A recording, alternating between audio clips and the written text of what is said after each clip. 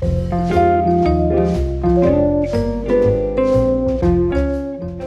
to Real Estate 360 with real estate expert Kenn Renner.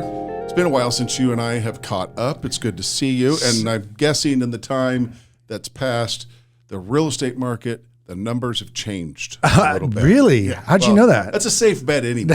Really? In 30 days, you're going to see change. No, they're exactly the same. Nothing's changed. No, just kidding. Yeah, then we're done. Then we're done. We're done. All right. Good time to buy. Here. All right. I'll talk to you soon. My number is. Right. Yeah. So, yeah. And you've been out in South Dakota. That's part of the problem. You've been out having too much fun up in the Badlands. I was in the Black Hills. Oh, which the Badlands are a little bit east of where I was. But, yeah, beautiful Black Hills of South Dakota. I'm telling you, man, that is a spot that is about to blow Send some up. pictures to us next time you go up there. I will. Yeah, that's the whole thing. Always looking for a good spot to move some money to. So. Yeah, it's a beautiful place. I mean, for 5 months of the year. I don't want to be there. I don't want to be there in the winter. You don't want to be in Fargo, North Dakota in the winter. Exactly. But more locally, what's going on in the Austin, Round Rock MSA? We're going to get into it. We got a lot of stuff to cover here, and so I didn't think I was going to have a lot, but I do. So yeah, we'll dive right into it. First, I want to talk about some celebrations that I have. A lot of mile markers for me, and thanking my clients for supporting me all these years. But I'm turning 60 this year. Congrats. And turning this my 40th year in real estate. So that's a long time, 4 decades of doing this. I got my first license when I was 19 years old. That explains all the gray hair. You got that? Yeah. And the whole Pink Floyd thing, right. That's it's because I love music, but it's also 30 years in Austin. I moved here in 93. I got married to my wife in 93, and we're celebrating our 30th anniversary as well. Happy anniversary. So, and then tomorrow is my wife's birthday. She's turning, well, I better not say. But we're going to go out to the vineyard, and that's one of the things why I was doing my hat thing is because the vineyard in Florence Vineyard is a really cool place, and I play music out there. Oh, and cool. So yeah, reviving the music stuff because it's therapy for me. I need to get out and play some good old time classic rock and roll. So, you ever think when you were a long-haired rock and rolling young guy that you'd ever see it? It's coming back. I know. My wife wants me to grow out my hair. She likes the way Steve Perry looks. I don't know. So. If you could sing like him. Right. Yeah. So anyways, we're going to dive right into it. I wanted to go over, I went to Mark Sprague's presentation. He's the Independence Title State Director of Economics. And Independence Title is the biggest title company. So his information is always good. It's always up to date. It's always got perspective. And looking back over the years I followed him, he's always been pretty much right. So he's been in the industry for a long, long time. So just going to give some interesting things, give some perspective about this market. The market's definitely turned the corner. It's going to continue to turn the corner. And the whole reason is we don't have enough supply. And that's the bottom line. He must have said it in the 40-minute presentation 7 times. I can't remember how many times. 7, 8 times that we just don't have enough supply. And it's not just a local problem, it's a national problem. So I'm going to run down some of his bullet points here, talking about some of the interest rate effects on the market. A 1% rise in interest rates drops your buying power by 12%. Mm-hmm. That's pretty substantial. And so we're talking about several percentage rates points that has gone up. So, and this is the first time that new has been less than resale. So because their homes are on the market, they're competing against new home. There's not enough supply. And so you can get the same house from a builder now with all the incentives for less than a resale. It used to be you pay more for a new build. Sure. And once again, not enough inventory. There was values and rates are not going down. Everybody's like talking to Barbara Cochran, the Shark Tank gal. She's going like, if rates go to 5%, it's going to be a boom all over. He's saying they ain't going there. But the builders are buying down these rates, and even sellers, we were talking about earlier and before the show, sellers can also participate in helping getting these interest rates down when they sell the property, especially if they're getting top dollar for it. Lowest unemployment rate in 53 years. Wow. But how many of those are really well-paying jobs? Well, actually, the unemployment rates, the people that just don't want to work is why there's a percentage. Yeah, that's true. I read recently an economist saying that you don't have a job now, it's because you don't want to work. You don't want to work. Right. Yeah. So he said if you wait, it'll just be more expensive. Mm-hmm. If you don't like the payments, put more money down. He said that net worth for the Americans right now is from 2020 is up 19%. That's a pretty substantial number. I think in pandemic we went through, and our net worth all going up. Some cool stats because I work with a lot of Bay Area folks. San Francisco had 20,000 reload during the pandemic to Austin. San Jose had 24,000, and so that's why I kind of go out there and meet the people because there's still more coming. You've been doing that for a long time. Yeah, I've been doing it for years. Yeah, actually decades now. Yeah. And then LA was a surprise because that's kind of LA, the Southern California is where I'm from. It was 109,000 people relocated to Austin from just LA alone. I see them on the I see them on you see Mopac. him. I see them on Mopac. Yeah. I would recommend changing your license plate. As soon as Quickly. You get here. Quickly. Yeah, as soon as you get here. It used to not be that way. Right. There's now 3 times as many jobs as there are homes. Wow. Three times as many jobs being created as there are homes. So it blows your mind. He tells, tell your clients to buy today or you're doing them a disservice. Really? Yeah. Once again, not enough inventory, less listings, foreclosures are not an issue. Lending criteria is stiffer. Housing starts are now off by 58% from the peak. Wow. So builders have pulled back, and that's concessions are starting to go away. We talked about on the last podcast all those great concessions, but they're still there. In San Antonio, we're going to talk a little bit about San Antonio, is 55% of the price of median price as Austin, and they're only an hour apart. That's pretty amazing because San Antonio is a cool city. It is. It's a huge city. In fact, you don't know how big it is. We're going to go over those numbers. Yeah. It's giant the 7th largest city in the nation. It's bigger than Austin. Yeah. So that's interesting. We've been doing a lot of work in San Antonio, New Braunfels, which is in between there, San Martin, anything along I-35 is what we've been focusing on.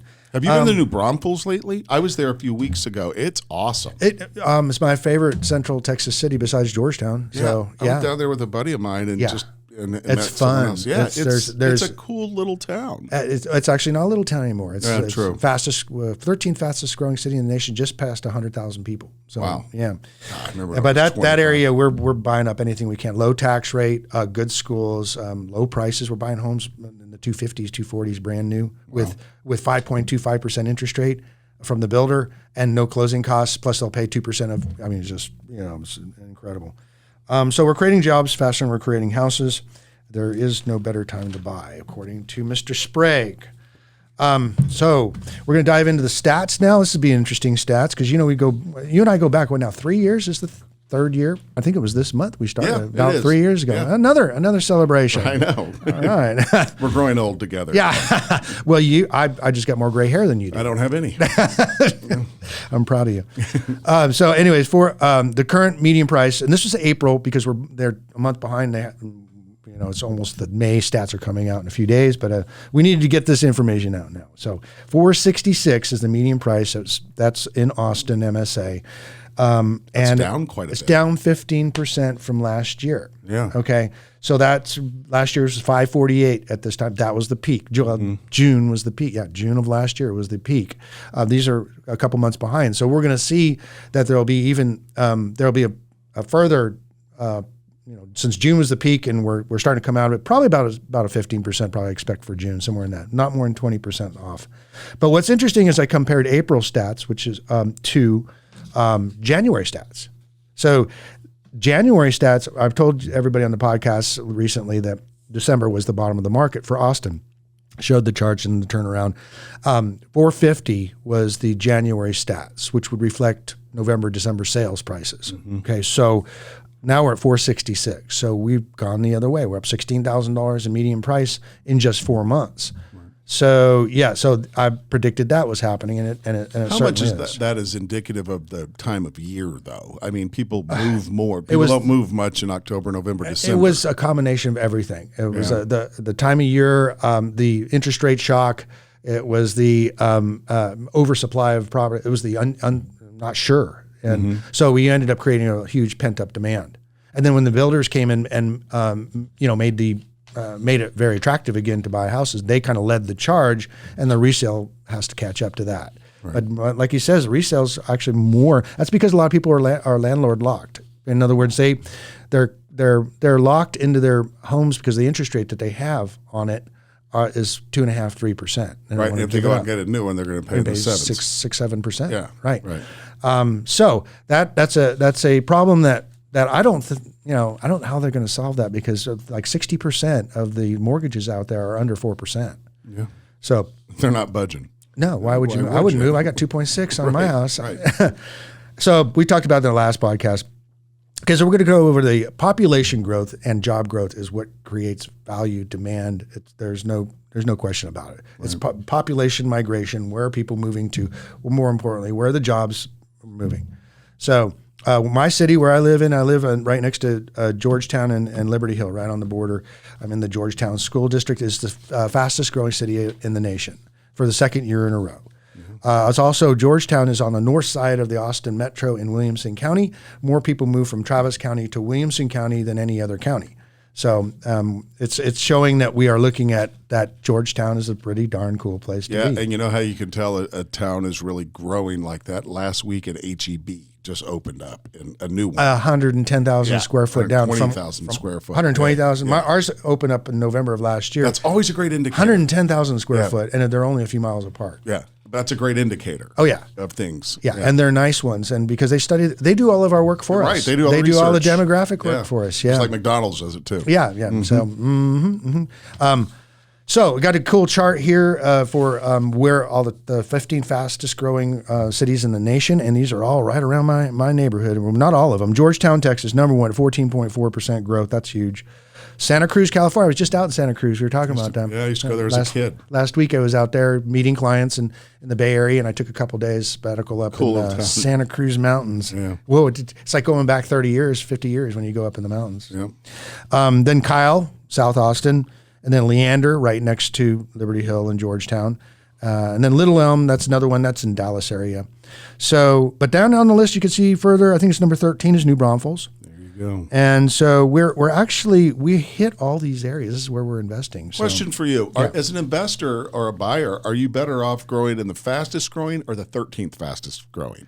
Well, I compare where is the best quality of life, all those factors, people that I mean, and so Georgetown has been the kind of the poster child for Austin because it's in the suburbs. Right. Still has that small town feel, not as much as it did, but and it's still accessible to Austin, and it's just very scenic. It's got a really cool downtown. New Braunfels is the Georgetown of San Antonio. There you go. So small city, growing, lots of families, lots of jobs, lots of things to do, like we were talking about. So I'm seeing a lot of these markets are markets that we're still working because why? People are moving there and they're taking up our rentals and they're buying. Investors are buying.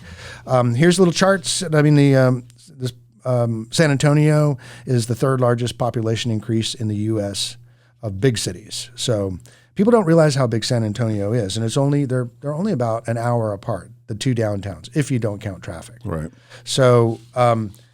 Look at top 10 cities as far as numeric population increase was Fort Worth, number 1, San Antonio, number 3, number 9 was Houston, and number 10, even though it's only 100,000 population, had the number 10 the largest increase in population. Was what? Was Georgetown, Texas. Yeah. And then also New Braunfels earned its nod for 13th position. 10 most populous cities in the nation. Number 4 is Houston. Number 7 is San Antonio. So 2.2 million people. It's a huge place. Dallas. And then Austin, Texas, number 10. We just displaced San Jose. Sorry, San Jose. So just kind of and then we look at where they're moving from and where they're moving to. And I've been in front of that wave, and the wave is still coming. I mean, you can see the stats, people confidence in the market again. The market turned. It was a very quick drop and stopped for about, from June to about November. Yeah. And then all of a sudden the dam broke. And it's and they're back. And they're back. And a part of it's because of these prices. Take a look. So we're going to go through some inventory here.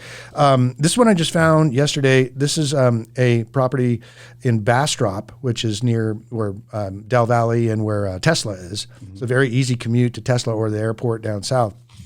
And this house on the website was listed for $261,990. I called the builder. It's $244 with 8% incentive money. Wow. So you can get your 5% interest rate and all your closing costs paid, buy a house for $244 in the Austin Metro, brand new, with a 2-car garage. Because now they're starting to build some houses without garage, and I just can't wrap my mind around that one.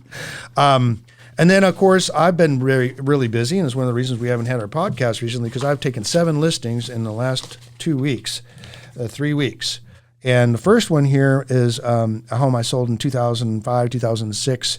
And this is a great house. It's 2,200 square foot. It's in Avery Ranch, which is Northwest Tech Corridor, central golf course community, 10 minutes from Apple, 15 from the Domain.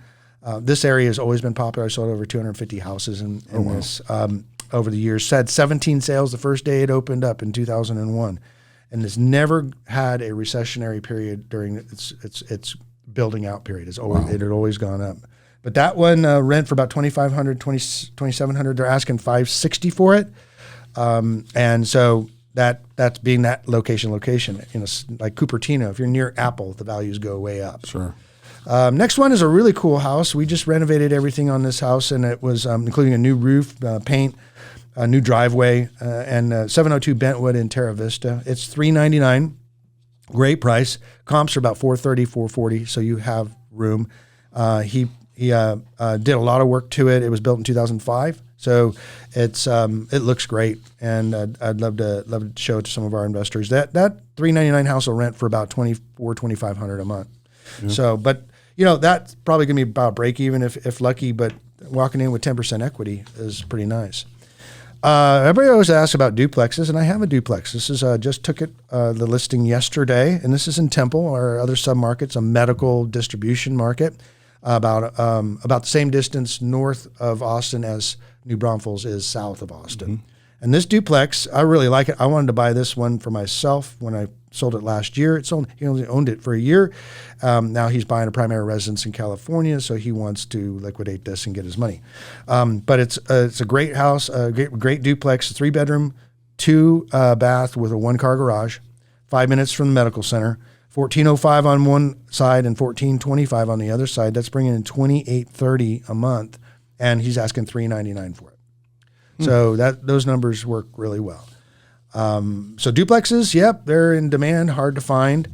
Next one is actually one of my loan officer that I've worked with for years. He bought several houses from me, and he's now selling this one because he's now a professional race car driver. Oh, wow. He drives Corvette. They do the gliding around the corner, the spring. Drifting. Yeah, drifting, that's what it is. So he's a professional, and I think he wants to buy another vet. I don't know, it's really vet. So it's a 4.2. It's over 2,000 square feet. It's 804 Dunford as well. That's in Temple as well. All right, we got a coming soon, which is 6622 Ambrose, 1,650 square feet. That's already leased. It's a turnkey property. It's got tenants in it, $1,750 a month. Just like the duplex, already got tenants in it. Money's coming in right away.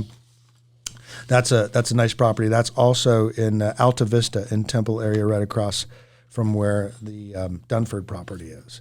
And last but not least is it's only 1 year old. He bought this as an economic opportunity property. And if you don't know about that, I could do a whole podcast on that. But it's a way to avoid taxes completely on a gain. And he is selling this to 1031, his eco opportunity zone property, into another economic opportunity zone, taking his profit and tax deferring it into more property. And at the end of only holding the property for 10 years, he doesn't pay capital gains on any of the gain that the property generated at the time of sale. Smart guy. Bam. So very efficient today. Yeah. So that's my whole list of properties. Why I've been so busy. Now we got to get them all sold, and love to help any of my investor friends or owner occupant friends. We've got ways to make financing very attractive. Get rates down under 5%. So. Reach out to me, 512-423-5626. That's Ken at buyaustin.com. So I'm going to go off to celebrating and go play some music. We're playing in downtown Liberty Hill next weekend, doing a little solo show, and then we've got a band gig the following month. So. Well, good. Congratulations on 4 decades in the business and 30 years of marriage. And 60 years on the planet. Yeah, exactly. Good seeing you, buddy. Hey, buddy. Take care. See ya.